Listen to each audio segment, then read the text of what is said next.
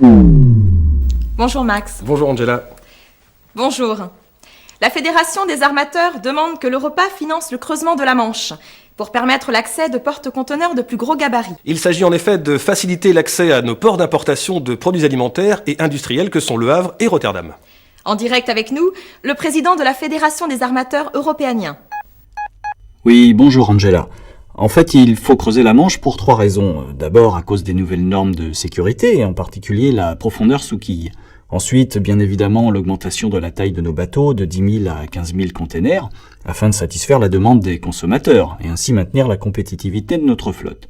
Enfin, l'impact des changements climatiques, avec la modification de la force des courants, qui entraîne des déplacements de bancs de sable dans la zone du Pas-de-Calais.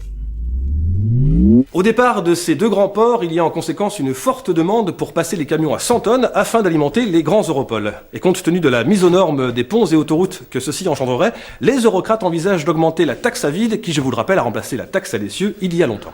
Alors, nous ne nous considérons absolument pas responsables du fait que nos camions roulent majoritairement à vide entre le cœur de l'Europa et les ports d'importation périphériques. Aussi, nous pensons que ce projet d'augmentation de la taxe à vide est parfaitement injuste. Après des négociations houleuses à l'OMG, l'Organisation mondiale globale, je vous rappelle que l'Europarlement a réussi à imposer que les bateaux ne repartent pas à vide. Ils ont l'obligation de repartir avec les déchets d'emballage qu'ils nous ont envoyés. Cette obligation, que nous avons obtenue à l'arraché, va permettre de lancer une filière de tri et compactage des déchets qui sera génératrice d'emplois. Aussi, elle recevra des subventions et permettra de redonner vie à certaines régions défavorisées. Il faut être fier de ce que nous avons obtenu. Sur ces 2 sujets, que sont le creusement de la Manche et de la taxe à vide, nous devrions en savoir plus en mars prochain, lors de la prochaine séance de l'Europarlement, entièrement dédiée aux moyens de transport européens. Selon le rapport de l'Organisation mondiale globale, 65% de la population vit aujourd'hui dans les villes. Ainsi, la population urbaine mondiale aura doublé de 2000 à 2050.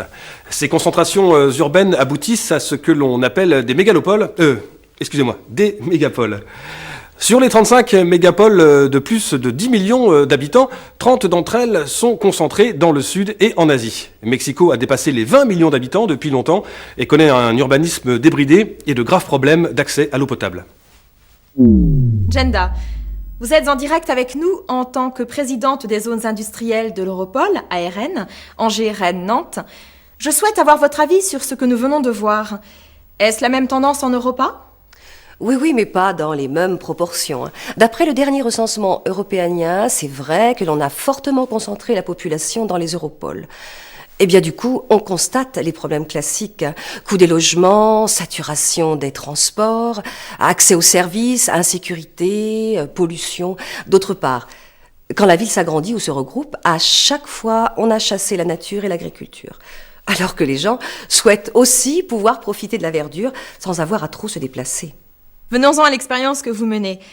Les zones industrielles associées de l'Europol ARN vont participer au projet de redéploiement d'une vaste zone agri-urbaine dans leur proche périphérie, à vocation récréative, productive et environnementale.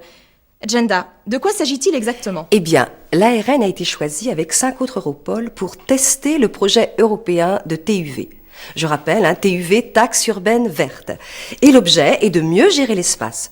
Soit la ville le gère bien et elle n'a rien à payer, soit elle a un déficit en verdure, et alors elle doit payer une TUV qui sera redistribuée en proximité immédiate aux agriculteurs et autres ruraux qui assurent ces services verts aux urbains. Alors maintenant, passons au calcul concret de cette taxe urbaine verte. Angela, j'ai vu des présidents d'Europol et même d'Eurocomcom très inquiets. Ah oui, attendez, tout n'est pas encore calé. Un groupe de travail européen est nommé pour définir précisément le calcul des mètres carrés de verdure. Le principe est que seuls les mètres carrés liés au sol comptent dans le calcul de la TUV. En revanche, les murs végétaux verticaux et les toitures vertes ne comptent pas dans le droit à verdure. Revenons à l'Europol ARN, Angers, Rennes, Nantes. Concrètement, Jenda, comment cela se présente-t-il ? Eh bien, nous aboutissons à la nécessité de relancer l'activité de production agricole dans notre périphérie. C'est pourquoi nous recherchons des personnes motivées pour s'installer. Les gens ne peuvent se satisfaire de verdure uniquement artificielle. Et je pense que ceci devrait permettre également à nos jeunes urbains de retrouver leurs racines. Malgré le millier de personnes chargées de l'entretien des accès, chemins de campagne, ronds-points, routes et circuits de randonnée de l'Eurocomcom d'Argenac, ce que l'on appelait autrefois la méga-communauté de communes, eh bien les brigades vertes s'estiment en surcharge totale et ne veulent plus faire d'heures supplémentaires. Mais comment faire avec le coût exponentiel des brigades vertes pour le débroussaillage ? Faudra-t-il encore augmenter indéfiniment les impôts locaux pour satisfaire les besoins des habitants ou éviter la désaffection des touristes à la recherche de vraie nature ?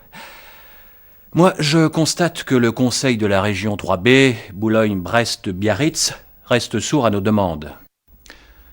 Beaucoup de collectivités connaissent des crises financières et ont quasiment abandonné leur budget entretien du territoire pour se concentrer sur les budgets retraite, personnes âgées, ainsi qu'énergie, depuis la crise pétrolière de 2017. Rappelons, Kevin, le dossier précédent, d'ailleurs resté sans réponse sur l'entretien de nos rivières. Si ça continue comme ça, on va revenir à la forêt primaire. Mais mon seul souci immédiat, c'est de savoir si la relance d'une étape du Tour de France rétro prévue cet été pourra avoir lieu dans ces conditions. Alors pourquoi avez-vous décidé de lancer le Tour de France rétro en collaboration avec l'association pour le renouveau agricole et l'écomusée des robots tracteurs ? Je vous rappelle que le Tour de France s'est arrêté en 2025 dans notre secteur, après avoir fait pendant 5 années consécutives toutes les rocades et les autoroutes dans les deux sens. Les coureurs en avaient marre et rêvaient du temps où ils passaient dans les bourgs et les villages, acclamés par les habitants en liesse. D'ailleurs, la retransmission du Tour par hélicoptère a été supprimée en 2023, suite aux demandes du groupement d'intérêt touristique français. Ils ne voulaient pas montrer la dégradation de nos paysages, ainsi que la présence de plus en plus visible de friches industrielles et de fermes abandonnées n'ayant pas résisté à la forte concurrence des importations. Et pour conclure, espérons, Kevin, que le problème soulevé par les brigades vertes ne va pas empêcher de renouer avec cette tradition.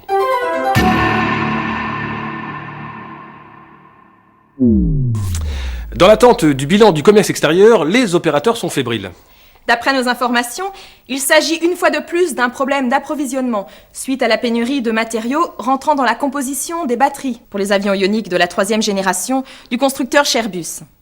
Dans la série, les fins de mois sont toujours difficiles. Ne soyez pas surpris de ne pas trouver vos produits habituels dans vos méga-marchés. Comme au mois d'octobre dernier, il faudra attendre que l'exportation effective de l'avion de la nouvelle génération de Airbus puisse compenser nos importations alimentaires. Rappelons la concurrence exacerbée à laquelle se livrent Airbus et la compagnie Airasibus sur le marché des nouveaux avions. En direct depuis une galerie marchande de Strasbourg, nous retrouvons notre correspondant local. Le déficit de la balance commerciale dont vous avez parlé, Max, est aggravé par l'explosion de la demande et du pouvoir d'achat de la Chine nouvelle. Face à cela et des problèmes climatiques et sanitaires qui ont affecté cette année la production agricole mondiale, les consommateurs ici autour de moi n'ont plus accès à leurs produits préparés et surgelés habituels, notamment à base de viande et volailles, traditionnellement importés de Sud-Amérique. Je comprends pas, c'est marqué fabriqué en Europa sur nos emballages. Fabriqué en Europa ne signifie pas à base d'aliments produits en Europa, on sait seulement que l'assemblage se fait en Europa. Ça me convient pas du tout. Je veux bien pour les médicaments génériques, mais quand même pas pour mes plats. Dire qu'à l'école on nous parlait de la diversité culinaire de la France et de nos 400 fromages. Mais dans l'instant, ça peut vous dépanner, non ? Non, pas du tout. Il n'y a plus les recettes que j'aime et qui conviennent à mon régime anti-cholestérol. Il me faut suivre le programme santé alimentation numéro 5. Là, il n'y a plus rien dans la colonne numéro 5. Plusieurs phénomènes se sont combinés pour expliquer cette situation de crise. Une mauvaise mousson, un été médiocre en Nord-América et en Europa, une véritable sécheresse en Sud-América et en particulier au Brésil, devenu leader agricole mondial. Simultanément, la demande asiatique est toujours très soutenue, faisant flamber les prix à un niveau ingérable.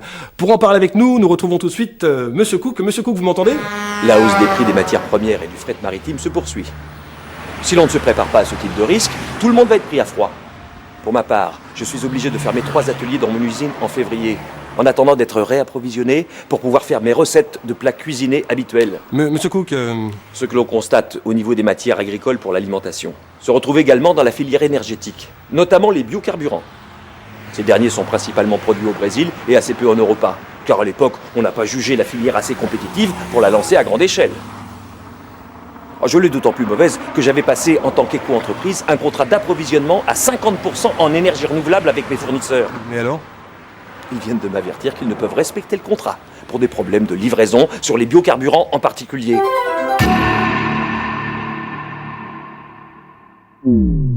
Les experts de l'Organisation internationale de sécurité et normes sanitaires, l'OISNS, tirent la sonnette d'alarme sur le problème non résolu de la détection rapide des maladies émergentes dans un certain nombre de pays. En direct depuis Johannesburg, nous sommes en relation avec le docteur Renaldi qui représente les autorités sanitaires européennes. Alors tout d'abord, docteur, en quoi chacun d'entre nous est-il concerné par vos débats ? Eh bien, bonjour d'abord. Oui, nous sommes effectivement tous concernés par les questions de santé humaine et animale à l'échelle internationale. Ça, c'est évident. Or, la mondialisation et le transport toujours plus rapide d'un nombre croissant de marchandises et de passagers s'accompagnent aussi de la propagation d'agents pathogènes. Je pense que la prise en compte de ces risques potentiels a, d'ailleurs depuis 30 ans, bouleversé toute notre vision d'activité de prévention et de lutte sanitaire. Et d'après vous, quelles sont les actions à mettre en place d'urgence ? La détection rapide des maladies émergentes est capitale. En Europa, nous avons un dispositif d'intervention et de contrôle qui est très efficace, mais l'enjeu, je vous le rappelle, est planétaire. Or, cette détection laisse encore à désirer dans de nombreux pays qui manquent soit d'infrastructures, soit, bien entendu, de compétences.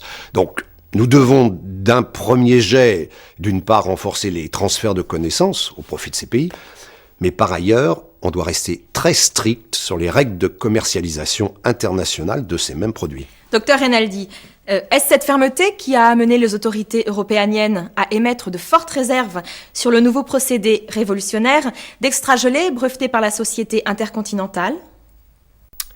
Oui, ces produits se caractérisent par un mode de congélation spécifique et des dates de limite de consommation TLD, c'est-à-dire très longue durée pour le grand public.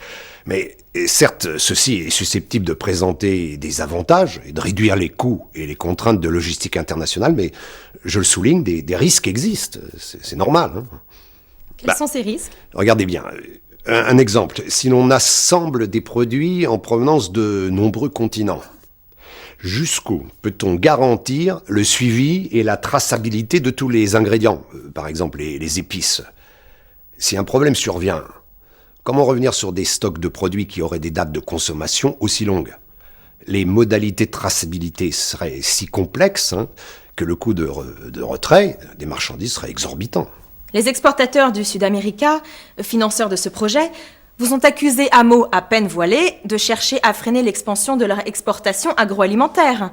Que leur avez-vous répondu ? L'Europa attend des réponses claires sur le protocole de validation du processus extra-gelé.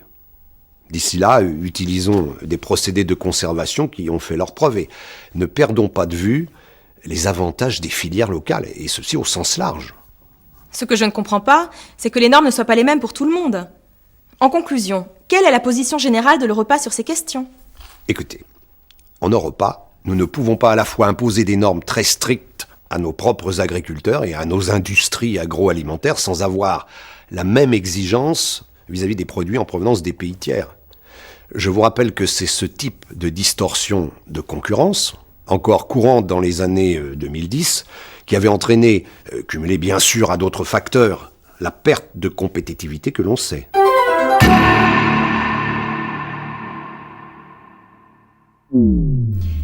À noter sur l'agenda de la planète, le prochain sommet mondial d'Antananarivo qui aura lieu le 18 février 2040. Ce sommet sur le développement sera consacré au réchauffement de la planète, à l'eau et à l'alimentation des 9,4 milliards d'humains prévus pour 2050. À cette occasion, une émission spéciale vous sera proposée dans 15 jours. Il semble que la grosse inconnue de cette rencontre, ce sont les tensions entre les pays victimes des changements climatiques et ceux qui en sont bénéficiaires, avec, en conséquence, toutes les questions de l'eau pour la santé et l'agriculture. Concernant ce qu'il est désormais convenu d'appeler l'or bleu, il y a deux questions posées. Celle des pénuries en eau, qui commencent à toucher périodiquement certains pays comme la Chine et l'Inde, et le développement du transport d'eau douce. À ce sujet, signalons que le Danemark vient de se distinguer en maîtrisant le nouveau procédé de transport de l'eau douce vers les régions côtières du sud de l'Europa et l'Africa. Ces livraisons à grande échelle seront organisées à partir des glaciers danois du Groenland et grâce à la puissance de leur transport maritime développé depuis le début du siècle. De son côté, l'Ecossa, qui était riche en pétrole de la mer du Nord au début du XXIe siècle, se diversifie aussi dans la production et le transport de l'eau. Depuis ses régions agricoles du Nord, elle achemine l'or bleu par aqueduc vers le sud de l'Angleterre et London.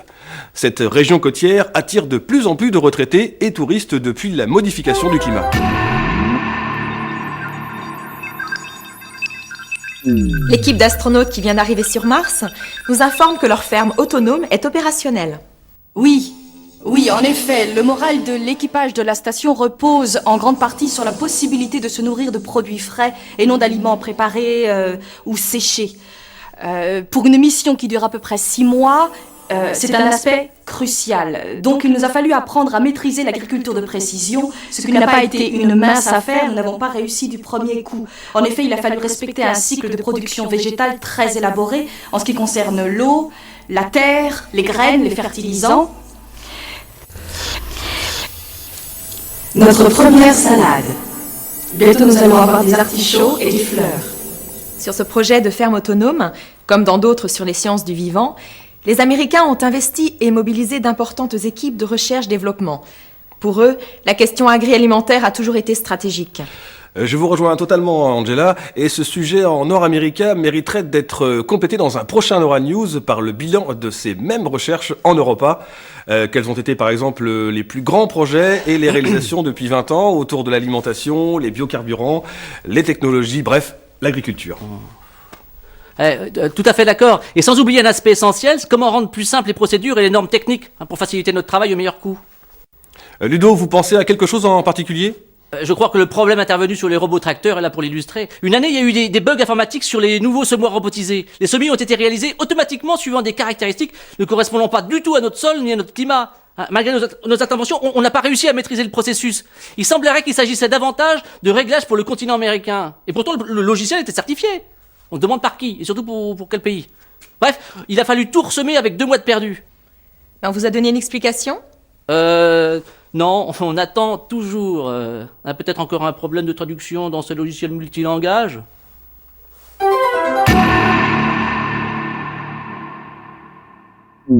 Malgré l'utilisation des logiciels destinés à gérer les risques de variation des prix, les agrofarmers ont trouvé plus fort qu'eux. En effet, des spéculateurs manipulent des capitaux depuis leur bureau et vont jusqu'à vendre des données sur les prévisions de récolte mondiale. Cette affaire se rapprocherait du Datagate des années 2020, qui a impliqué le milliardaire WW, surnommé Qui vous double.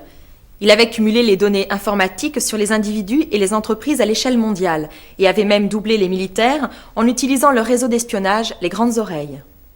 Cette fois-ci, en 2040, nous aurions affaire à un agri-datagate, avec détournement et revente des données d'ordre privé issues des observations des parcelles agricoles par satellite. Les spéculateurs qui ont racheté ces données les ont cumulées avec les statistiques d'achat de semences et d'engrais et les prévisions météo. Au bout du compte, ils ont acquis une analyse si fine du marché qu'ils ont déséquilibré à leur faveur les fragiles marchés à terme des cultures, fruits et viandes. Avec, en conséquence, une baisse inexpliquée des prix agricoles mondiaux à cause de ces interventions spéculatives frauduleuses. Ce qui compte au XXIe siècle, c'est l'accès à l'information. Qui a la primeur de l'information et qui la manipule ? D'où l'importance de protéger les immenses bases de données dont nous disposons aujourd'hui, et que leur accès soit le même pour tous.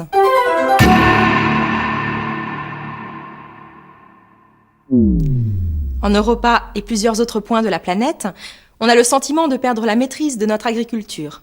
Aussi, avons-nous décidé de consacrer notre débat d'aujourd'hui à ce sujet. Pour entamer la réflexion, nous sommes en direct avec Arthur, agriculteur de la région 3B. Tout récemment à la retraite, il a connu toute l'évolution de l'agriculture depuis ces 40 dernières années. Alors Arthur, comment en est-on arrivé là ? Tout d'abord, il est nécessaire de rappeler 2 ou 3 fondamentaux de notre économie. La Chine nouvelle est devenue en 2030 la première puissance industrielle mondiale, suivie par l'impact omniprésent de l'Inde dans les services. De plus, la rude et longue crise pétrolière de 2017 nous a amenés à mettre en place de nombreux plans d'action, notamment en termes d'économie et d'énergie renouvelable. Mais la question des transports, l'énergie mobile, n'est pas encore résolue et l'on nous annonce la prochaine crise énergétique vers 2045. Et en ce qui concerne la question agricole qui nous intéresse? Je crois que le tournant a été pris dans les années 2005-2010. L'enjeu pour les agriculteurs était de s'inscrire dans une ouverture accrue des marchés mondiaux, en préservant toutefois une autosuffisance alimentaire raisonnable à ce qu'on appelait à l'époque l'Union européenne. Or, pour certains produits agricoles, cette autosuffisance s'est dégradée beaucoup plus vite et plus fortement que prévu. Nous avons connu des périodes aiguës de marchés européens déstabilisés. Ceci a provoqué des baisses de prix qui ont appauvri les agriculteurs et découragé l'investissement. D'ailleurs, pendant que les produits agricoles baissaient, les produits alimentaires à la consommation passaient respectivement de 100 à 112, puis 116. Alors Arthur, pourquoi des variations de prix aussi fortes? Les marchés devenaient de plus en plus globaux. Beaucoup de structures ont perdu le contrôle de leur autonomie économique et technique et étaient incapables d'analyser ce qui se passait, car n'ayant plus accès à toutes les données, hier comme aujourd'hui. Si on ne maîtrise pas les sources de perturbations et d'informations, on est à la merci du moindre aléa incontrôlable et incontrôlé. Rappelons que les marchés agricoles sont déjà instables par nature, de par les aléas climatiques. Face à ces difficultés, comment le monde agricole a-t-il réagi? Nous avions cherché à valoriser l'origine de nos productions, répondant à des normes sanitaires et environnementales plus élevées que celles d'autres régions du monde. Or, les consommateurs achetaient de plus en plus de produits agricoles transformés, fabriqués ailleurs à bas coût et revendus au prix fort en Europe. La tendance à l'époque était de considérer que les produits agricoles étaient des produits comme les autres, sans penser aux conséquences spécifiques. Alors Arthur, avant de développer cet aspect, une question. Est-ce que tous les problèmes sont venus de l'extérieur ou y a-t-il des choses que vous feriez différemment avec le recul? En effet. Je ne suis pas là pour utiliser la langue de bois et faire comme si nous, agriculteurs et filières, avions toujours été à la hauteur des enjeux. Chez nous, on en est resté souvent aux querelles de clochers, pour des questions de bonhomme, de pouvoir, alors que les enjeux se jouaient ailleurs et qu'il fallait avoir une vision à long terme. On l'a joué petit bras, tendance à torpiller nos bonnes idées en public, avant même de leur donner la chance d'être efficaces. Des débats sans fin, divisés pour régner, le tout sûrement pas au profit des agriculteurs. En conséquence, nous n'avons pas réussi à améliorer suffisamment notre organisation économique face à la grande distribution et nous avons manqué d'esprit de solidarité déjà à l'époque. La solidarité n'était plus à la mode. Mais dites-moi Arthur, ce qui vous a le plus manqué, ce n'est pas une stratégie cohérente à long terme? Oui, tous, agriculteurs, citoyens, consommateurs, élus, nous avons été saisis par un sentiment d'impuissance et parfois atteints de cécité face au changement du monde.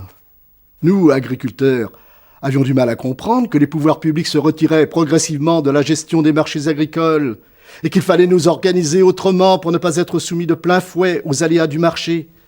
Que voulez-vous dire? Il s'agissait de nous organiser dans la nouvelle économie, c'est-à-dire nous structurer en un nouveau complexe de recherche, innovation, production. Concrètement, faire mieux, travailler ensemble, entreprises agricoles, industrielles, recherche et universités. Oui, Jenda, vous souhaitez intervenir? Oui. Je pense en effet que la société n'avait pas suffisamment mesuré à l'époque l'impact de l'agriculture et de l'agroalimentaire sur l'emploi et les territoires ruraux de certaines régions. Sachant que l'agriculture couvrait 50% du territoire européen, je pense que vous avez oublié de vous poser la question. Quels sont les biens et services non marchands que nous apporte l'agriculture au-delà de l'activité de production, que nous ne voudrions pas voir disparaître? Et y a-t-il dans les paysages, l'entretien du territoire, la vie des villages, des choses essentielles que les citoyens regrettent d'avoir perdues en 2040? De ce point de vue, Jenda, d'ailleurs, vous menez une expérience intéressante dans l'Europol ARN. Cela vous incite-t-il à regarder l'avenir avec optimisme? Oui, et je vais vous donner un exemple. En 2030, je rappelle que beaucoup de lycées agricoles avaient déjà été reconvertis en maisons de retraite. Devant le succès de la formule et les demandes des seniors qui préfèrent passer leur retraite à la campagne, un nouveau plan de réhabilitation de certaines fermes abandonnées est en projet. Et dans le même sens, Les agences immobilières telles que Terroir du Monde nous font part d'une forte demande en petites structures d'installation en milieu rural. C'est la raison pour laquelle ils rénovent des agri-houses. Si l'on ne fait rien, va se concrétiser le scénario catastrophe annoncé. À savoir, le Nord d'Amérique devient le banquier du monde, l'Asia, l'usine du monde, le Sud-Amérique, la ferme du monde, l'Afrique, un réservoir de matières premières, et l'Europe, un vaste supermarché et une grande maison de retraite. Certaines personnes ne se rendent pas compte qu'on est en guerre économique depuis 70 ans. Que proposez-vous? Arrêtons de discourir et agissons ensemble. On ne subit pas l'avenir, on le fait. Arthur, votre analyse? À mon avis, la situation de crise actuelle nous montre à quel point l'agriculture doit rester un domaine stratégique. Un pays, une région doit conserver sa capacité de réaction sans avoir toujours à compter sur des approvisionnements extérieurs. Le mot de la fin, Arthur. Bâtissons des projets pour rester des acteurs sur les territoires que nous partageons. Que l'on soit producteurs, consommateurs, décideurs, habitants, et ne pas être seulement des soumis à tous les aléas et aux décisions venant de très loin. Ayons le goût de l'avenir. Merci Arthur. Merci à tous nos invités. Sur cette note encourageante, Euranews se termine. Bonsoir Max. Bonsoir Angela. Bonsoir. Bonsoir.